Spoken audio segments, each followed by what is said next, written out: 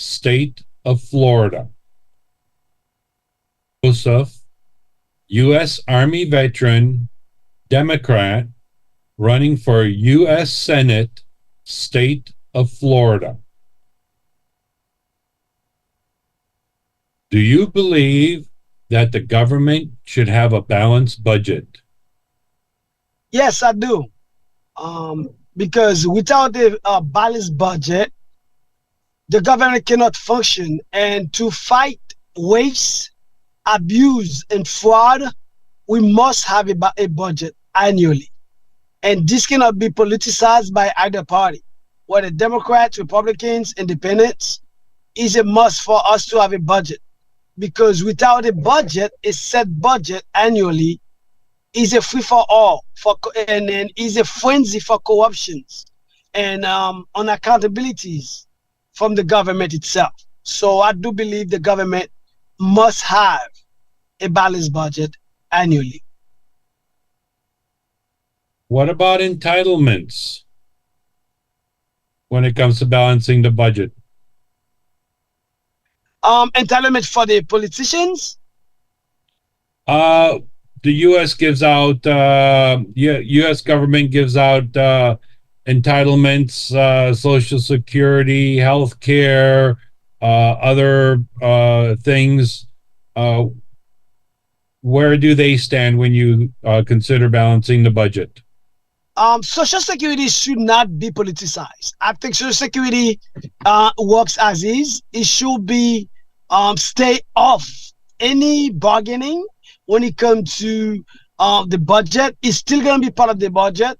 Yes, entitlement, healthcare should not be subsidized. It should be entitlement because we can afford to provide healthcare for all people. But entitlement, I will support any entitlement that there for education, healthcare, Social Security. Yes, definitely. I think that should be part of our budget as a country. We should be part of it, and I will be support such action. What about the military? Good question. As a veteran myself, we need to. I'm all for the military, but when it comes to the budget of the military cannot supersede the budget for infrastructure, because that's what we've been having it wrong. When we have half of a budget of the country budget going to the defense, and then is managed by a handful of corporations, I think that's where the danger. There's no oversight, no overview to know all those money spent. So I think the military should be capped because we have a lot of waste. And in the last 20 years alone, the military has misplaced over $1 trillion from the Pentagon. I think we need to have answers, just like any other departments, where those money goes, and to have an inquiry to find out where it goes. You have veterans that retire, get out of service, that can't find services because they say they don't have enough money for the VA, while the military have the largest budget in our budget in the government. Something is not adding up, and for me, I'm all for military budget, but with a discipline cap and an oversight by special committees, not by the Pentagon itself. Touching on that, what about bureaucracy? Bureaucracy is little brothers of corruption. Anytime you have red tape and bureaucracy, you lack of transparency. We need transparency, and with transparency, we don't need bureaucracy. The only reason we need to have red tape and bureaucracy phone calls is because we don't have transparency. And we need, once we open the transparency about any transaction we're doing, any organization, any government entities that working with transparency, I don't think we need to have any bureaucracy. That's also slow down development. When it comes to bureaucrats that always think they got the monopoly or hegemony over everything. So we need the government to do its job. Stop being lazy, stop subsidizing their responsibility, chopping it to the private sector take responsibility for their own action. If they're not up to the job, let it alone to somebody else to do. Do you believe that America is a great country? Wonderful. I live in a great country. I'm a great man, live in a great country. And yes, America is one of the greatest countries in the world. I do believe and I do know that.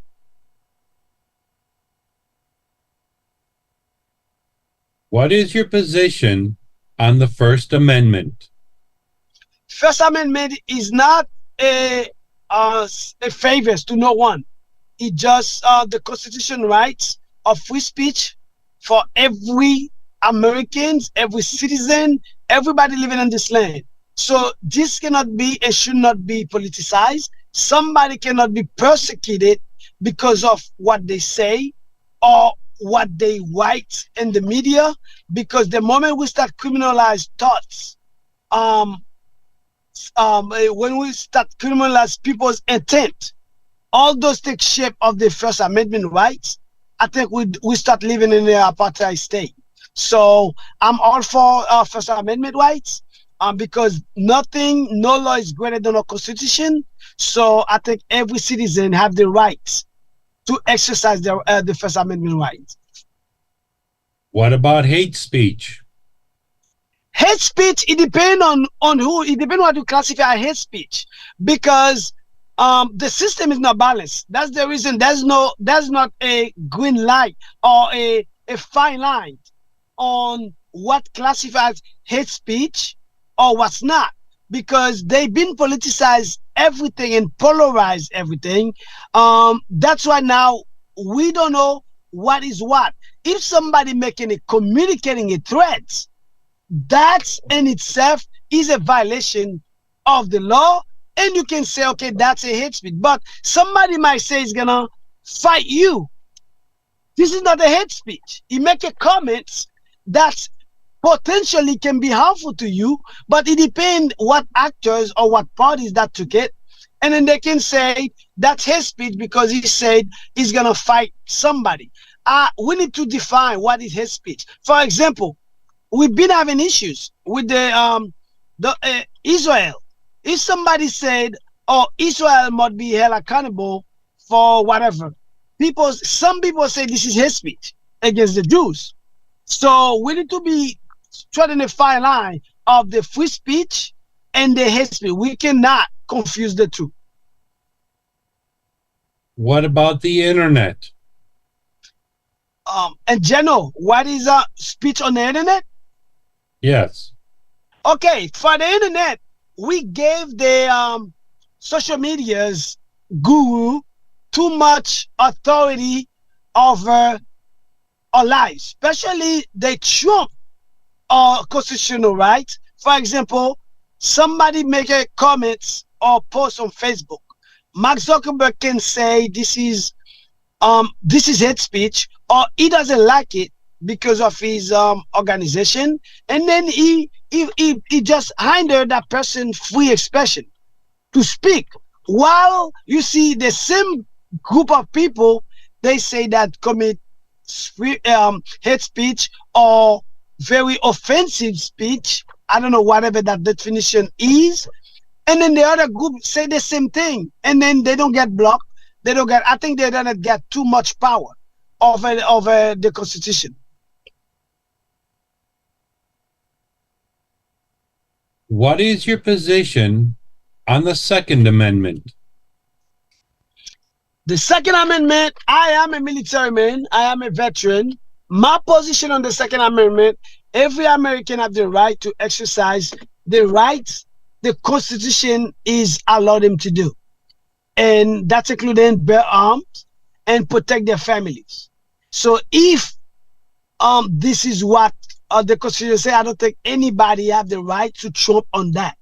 I am a Democrat. I am a weapon bearer. I carry weapons everywhere I go. I believe in defense of yourself begin with you. But now when we merge, we polarize the Second Amendment with the political aspect of it, telling people it's dangerous to carry weapons, it's dangerous to do this. Professional like me that have been carrying weapons all my life. And coming out, I'm still bear arms. You put all of us in the same pile. But we need to take politics out of it because everything is about politics. We have over 360 million weapons in the United States. Each time there's an incident, they tell you it's because of the Second Amendment, what that need to be amended or to be restricted. But imagine we have up to 364 million weapons. If those owners was as crazy as people say, America would have been a cowboy nation. So I do believe every American have the right to bear arms. What about mass shootings?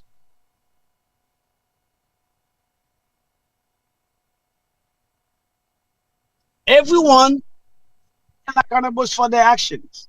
And if in the processes of buying the weapons, if somebody was neglect in the process, they didn't check their ID, they didn't check their age, they didn't check their background, and you sell people a weapon that end up in a mass shooting, now the seller also will be held accountable for failing to fulfill his duty and responsibilities. But mass shooting is not something that playing with an organization or a group.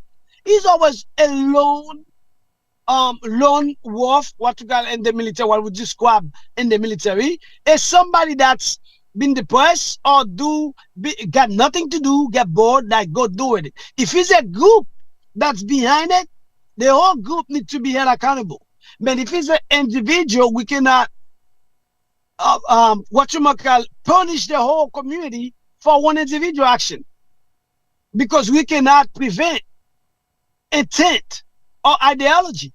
There's no way you can know or assuming somebody gonna wake up today do something very strange, because we cannot, even if we study behaviors, we cannot dictate what action somebody gonna do the next hour.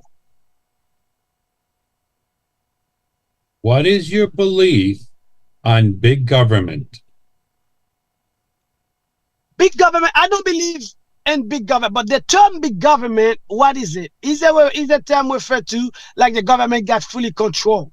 Since 1986, under Reagan administration, we don't have so-called the big government, because we have a government that's almost 70% privatized, from the healthcare to education to housing.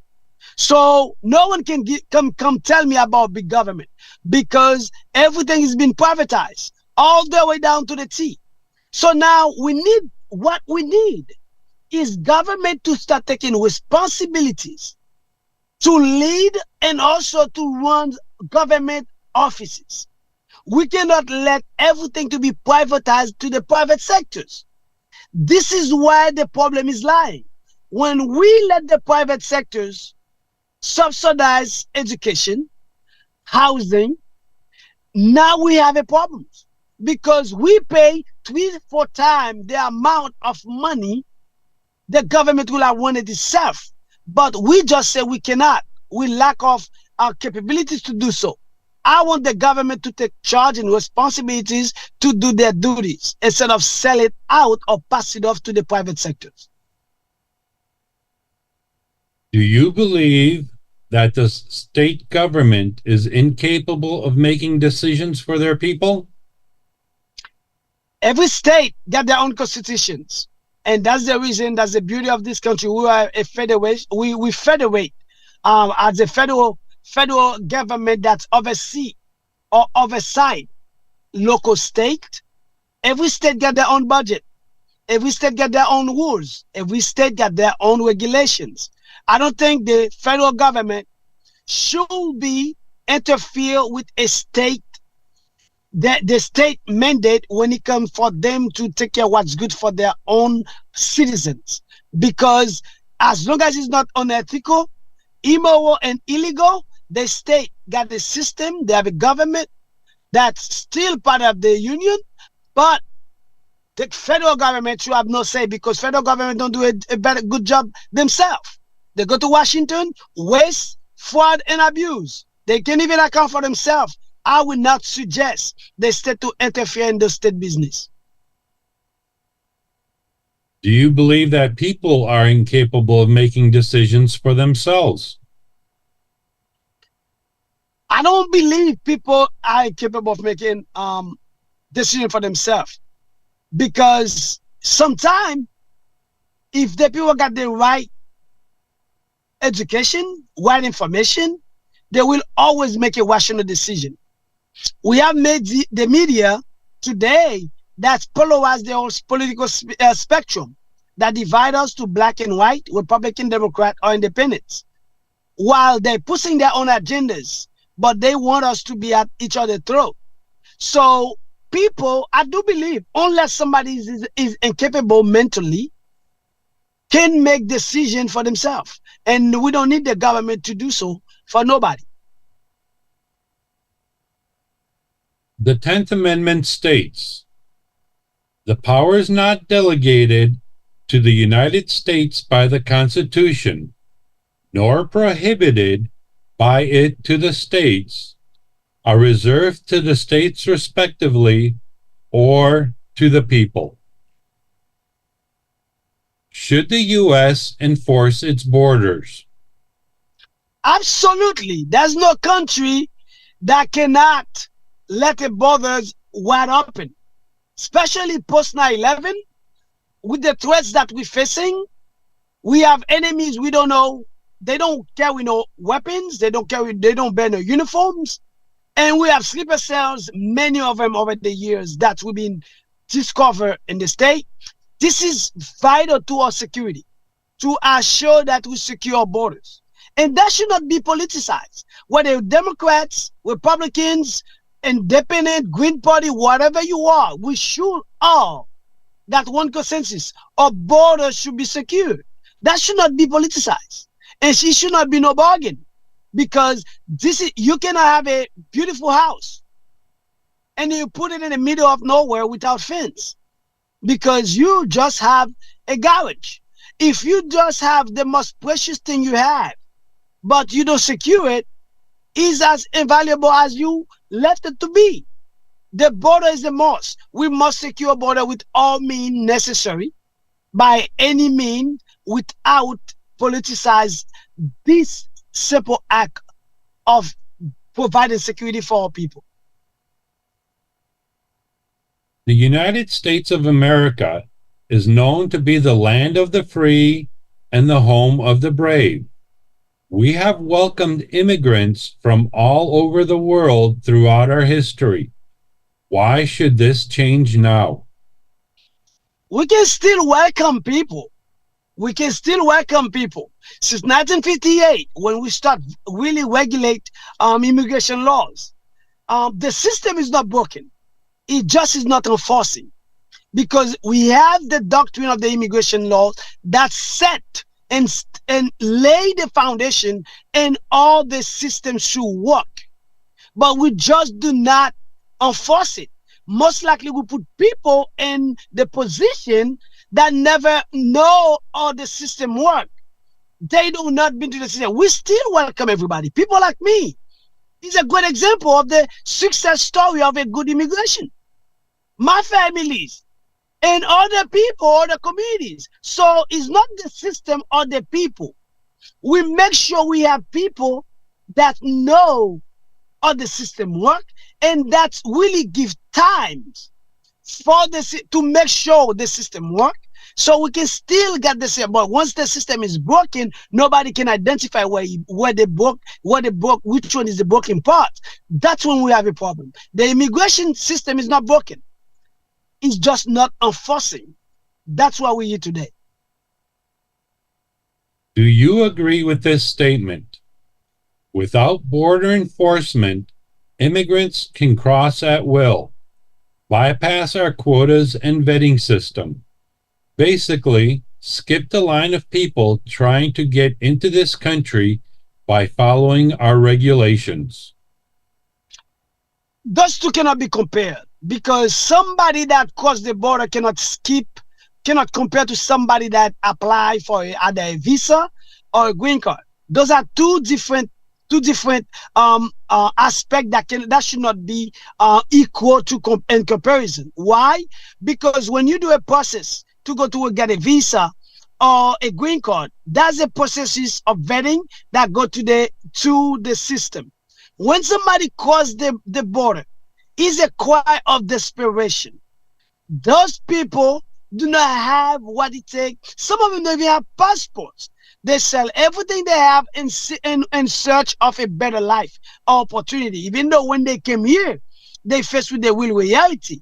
But I don't think the two should be there's two different cases, and we should approach each and every one of them in a different approach because they're not identical to one another, and they do not take precedence over one another because each got a different category. If you are sick and had the choice to get treated anywhere in the world, where would you choose to get treated? Florida, Orlando, Florida, my home. That's where I would be. That's where I would be treated. Why would you want to be treated there? Because this is home for me. I don't know any other places. I've been to almost 20 other states in my military career. But Florida is home. There's nothing like here, the hospitality.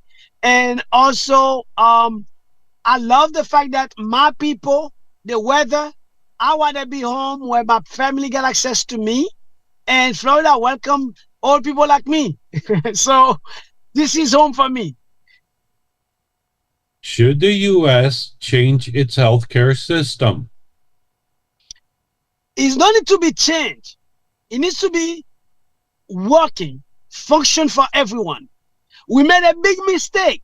We subsidize our healthcare when we give the private sector too much power over everyday Americans. And the healthcare system is become a luxury.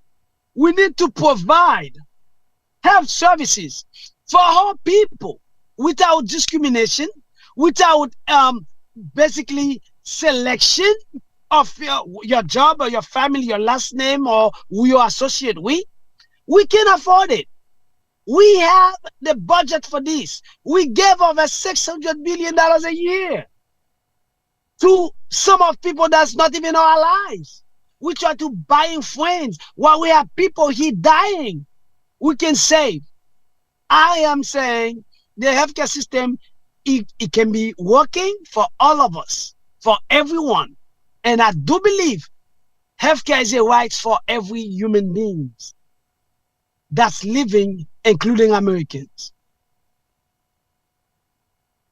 What is your position on global warming, climate change? Global warming, climate change. My position, I'm not a scientist. And all I heard is different parties, everybody got their own claims. As an educated man, for myself, I don't know what method they used to both parties to discredit or to put credit about global warming. Or we can say, I think we should have more studies on the effect of the planet, of the CO2 emission, what it causes, and also will the planet able to heal itself after a certain amount of time, and all those come to play. We need data. Me, I don't like to go by what people say. I need to see facts and data, and also method of research before I can say a report.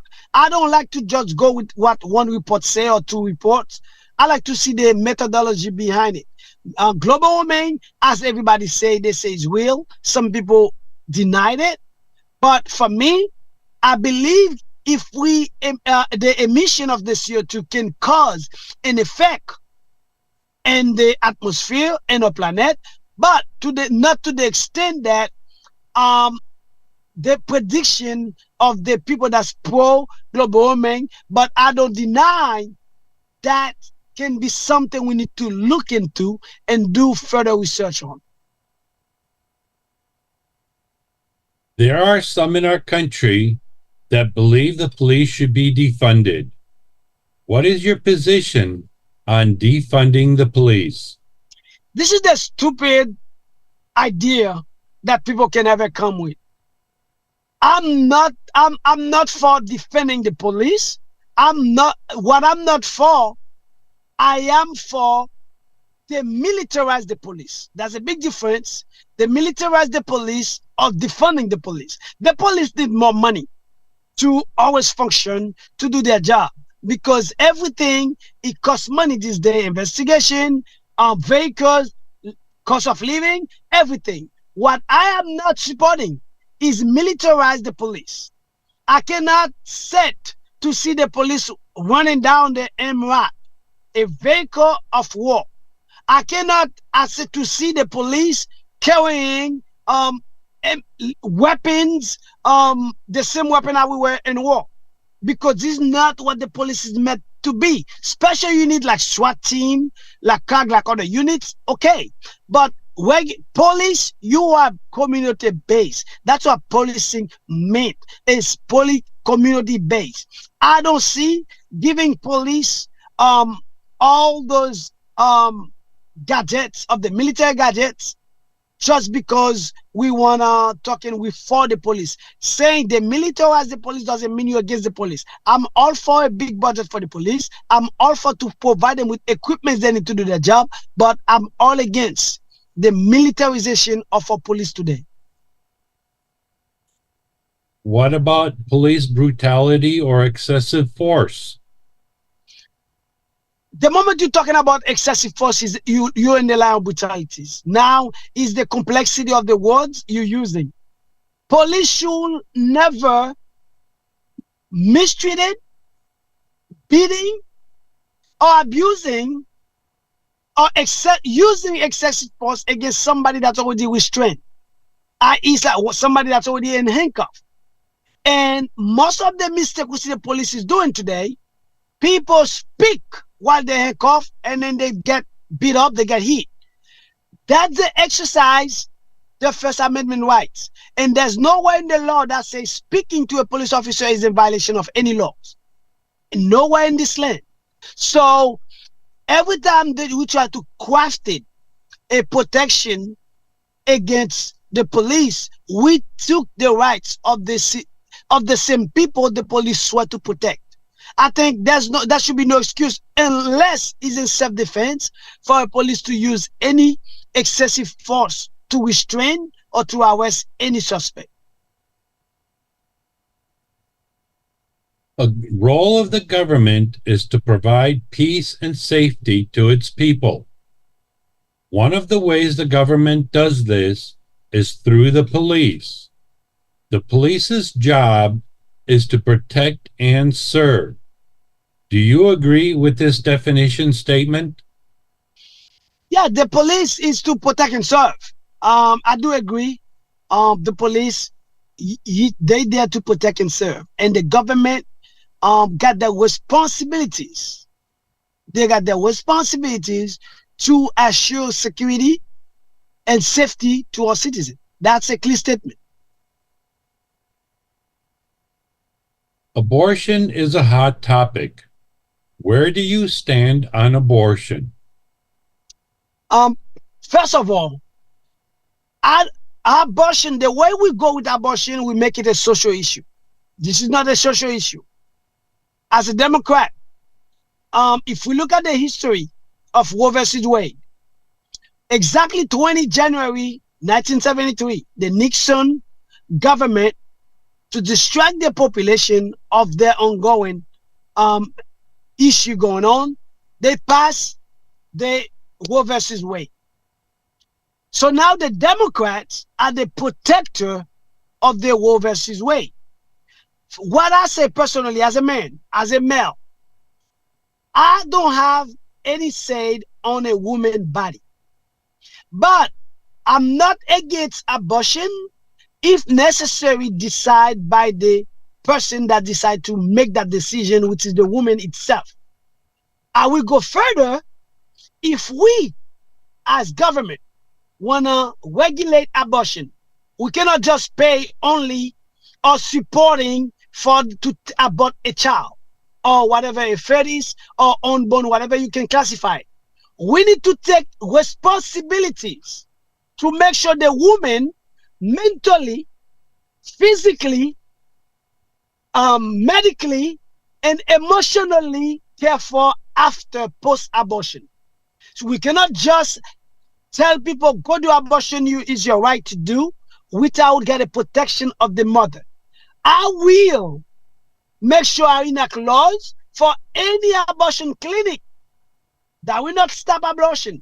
Any abortion clinic to carry a malpractice suit, a malpractice policy for any abortion, every abortion that they conduct.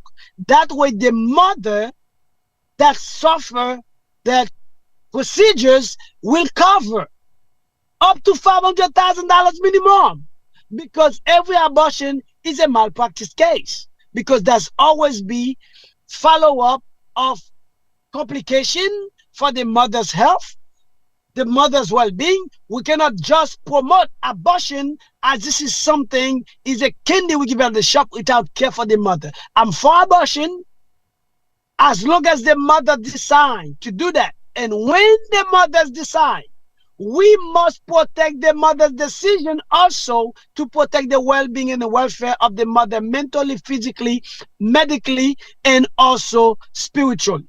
Yes, sir. Murder is against the law. Science tells us that the fetus inside the woman's body can feel pain, can hear the mother, and premature babies, fetuses, have survived outside of the woman's body as early as 20 weeks. Why is abortion different? That's what abortion, as for my abortion, if we, in 2024, that should not be a thought, because we can, that, first of all, we are people in our country right now have enough children to compete with other developing world. Instead of promoting abortion, we can have measures to safeguarding, promoting family healthy living. But abortion in any shape of way, personally, I have no personal say on abortion. I don't believe in abortion. I'm not enforcing my views on anyone, because I believe in every child that conceives should be born by their parents, no matter what. But all I'm here, if somebody chose to do abortion, this for them and their belief to decide. All I'm a fight for is for the mother also to be careful post-abortion. At conception, there is only a fertilized egg, a cell. Then it splits and so forth. That is not a conscious life. At what stage during pregnancy is there life? Like, I'm no expert in the prenatal process, but this is the reason why government should stay out of a woman's body, because those are personal decisions. And I don't think the government have any authority, no business, in regulate what a woman want to do and don't want to do with her body. This is what I would say in that regard. When it comes to incarceration, doing time for doing a crime, there is debate about racism and unjust bias in the prosecution and sentencing of individuals, people. Do you believe this is the case? Oh, yeah, absolutely. I am a 15 years veteran of a paralegal. I was in the military, in the JAG Corps. I served in the JAG Corps for 15 years as a paralegal, senior paralegal. I see that disparity in the military alone. When we transfer to the civilian, is 2 times worse than the military. I think we need to account on the leverage of the punishment. You cannot be in the same court, same judge, same crime, different offenders to have 2 different outcomes. I know that this question, some of them at the discretion of the judge, some of them at the get a lot of criteria of first time offended.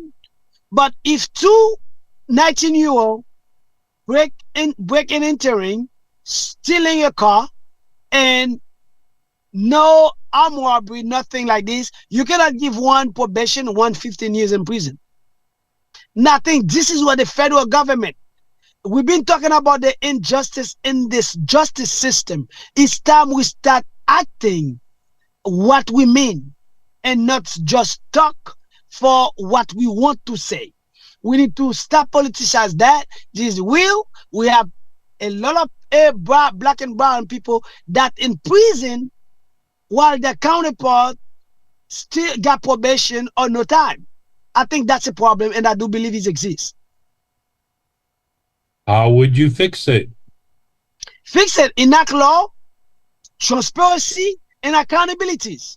We need to assure that all the district attorneys, all the for them to make sure we got oversight by the justice system to investigate, and also doing random check to assure that the processes are identical to and respectfully consistent. Because we cannot let the judge do whatever he wants or she wants as he or she please. There must be accountabilities for your action. Laws and justice. During the COVID pandemic, government officials were letting prisoners out of jail. At the same time, some of the U.S. population was told if they violated the COVID distancing practices, they could face fines and jail time of up to 1 year. What are your thoughts on this as it pertains to justice reform? Justice reform doesn't mean the government overreach to do as it please. We need to draw the line where our liberty start and where our freedom began, or we can vice versa, where our freedom limited and where our liberties start, because we can have it for the government to be immune to his own doctrine, laws, and regulations by the Constitution. Just because you're part of the government, you're a public servant, you do not above the law. That means you cannot impose nor superimpose your will as you wish on any of the citizens of the state without consequences. Education of our children has made its way into the national media. What are your thoughts on our education system? Education, we politicize education. We got kids that graduate today that can even read, that can even write. We need to do education based on the merit of what the children need and adaptabilities to learn. No teachers got patience with student no more because they want to go, they don't get paid. They lack funding. Teachers always on strike. They don't enjoy their job. If our children are the future as we claim it to be, we must invest the most on our children. We cannot be lacking, but for us to spend on our children, we must enact laws and bring budget to pay the teacher better wages so that our children can get better education, because our children spend more time in school with a totally stranger than us. They start mimicking the behaviors of their teachers. We must invest on our teachers, and then they can invest on our children. That way our future can be secure. What should be taught to our children? We should be teaching them geography, history. History is a major part of our education. Math, science, Basically, all the STEM, what that the kids did, and also what we need to embed it in our children. We need to teach them trade, because not all of our children interested about college. Not all of us going to make it in college life. We need to at least set them up so they can succeed and care for themselves without going to fail as a college student. Then they fail in the market of unemployment. Next thing you know, you create a group of wannabe students that got dreaming aspiration that can achieve them, because once they fail the college, they become the student or go back to their mother or their fathers. Now we need to make sure to tell them, to teach the kids, it's okay to learn a trade, to become a plumber. It's okay to become a mechanic. Not all of us gonna become economists. Not all of us gonna become lawyers. It's okay to start training and teaching our kids. It's okay if you don't like college, because not all of us must go to college to succeed. So we need to start make them thinking critically about a different approach of their own future. What should not be taught to our children and or left to the discretion of the parents? Hatred. We should not be on any shape or form teach our kids to hate one another. That's the only thing that I don't think we should teach, or give them the presumption of them process that to perceive it as hate. We should not do that. There should not be colorism in school. That's it, period. Children, you children. There shouldn't be no black or white to define our kids. This has been an interview with Dr. Rod Joseph, U.S. Army veteran, Democrat, running for U.S. Senate, State of Florida. Thank you so much, sir. Thank you for the audience. My name is Rod Joseph. Again, I'm running for the U.S. Senate. I am a U.S. Army combat veteran and a Purple Heart recipient. And I want to thank you for your time. Please check my website at www.rodjosephforusenate.com, and you can donate, you can volunteer, and I want to do this for you. So thank you again for having me. Thank you for your time, Mr. Josh. Thank you. We're here with Dr. Rod Joseph, U.S. Army veteran, Democrat, running for U.S. Senate, State of Florida. Do you believe that the government should have a balanced budget? Yes, I do. Because without a balanced budget,